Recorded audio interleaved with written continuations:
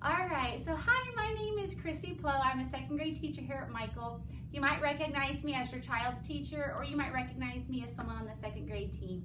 So the second grade team wanted to come together and make a little video for so that you guys can practice your addition at home. Because in second grade, our TEK is to add up to 4 two-digit numbers with regrouping. And regrouping is a very tough concept for kids to understand. So the process by which we take them is concrete with hands-on and manipulatives and things like that.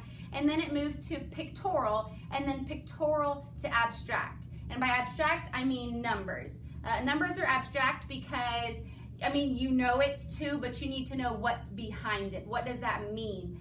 You start simple and then you get to the bigger numbers. Like in second grade, we've gone up to 1200 and it goes into place value and things like that. So I'm gonna go ahead and get started. I'm gonna start with what we are practicing now. We have done the hands-on and the pictorial, and we're trying to transition to the abstract. So right here, this mat right here is what we use a lot of. It's called the algorithm mat.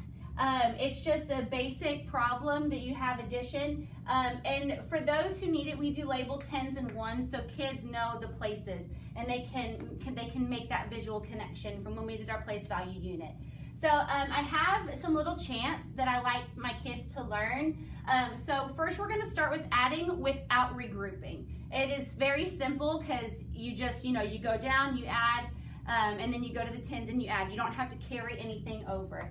So if I have a number here, say I've got 53, I would write it 53 from the 5 in the 10s place and the 3 in the 1s, and then I would write 45. Make sure that when you're having your student put their numbers onto the algorithm, that they're not putting 53. They're making sure they have the 10s and the 1s. And so then you always start on the 1s place. So here's how the chant goes. It goes, add the 1s place, 9 or less, let it rest, add the 10s place.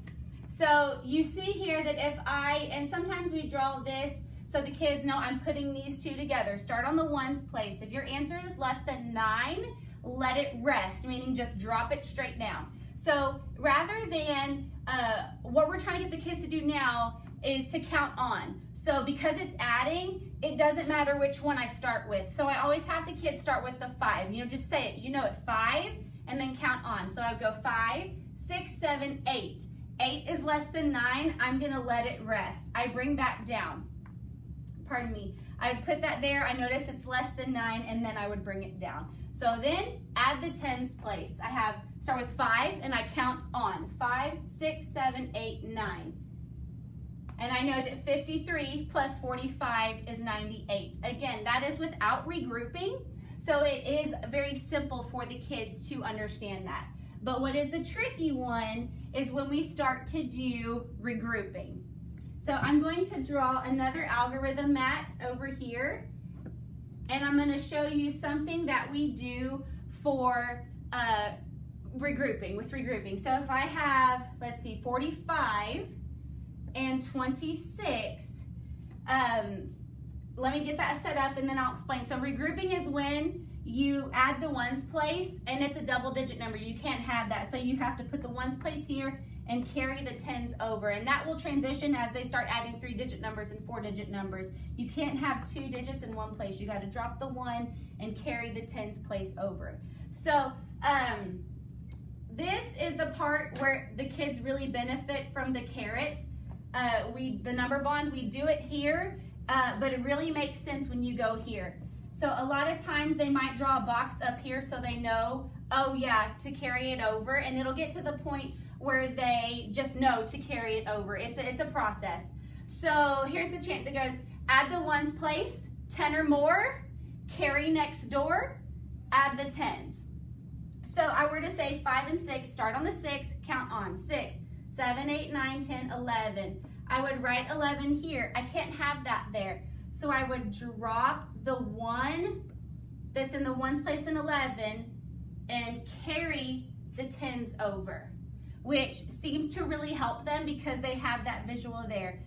They can draw the lines if they want, but again, we're trying to move to doing this with automaticity. So then they go to the tens place, and here's a lot of what we see. They'll just add 4 and 2. They'll forget to add what they carried over, and so that's the part that we really have to say. Make sure you add all of the numbers, and again, you just count on. So 4 is my biggest here. I would say 4, 5, 6, 7.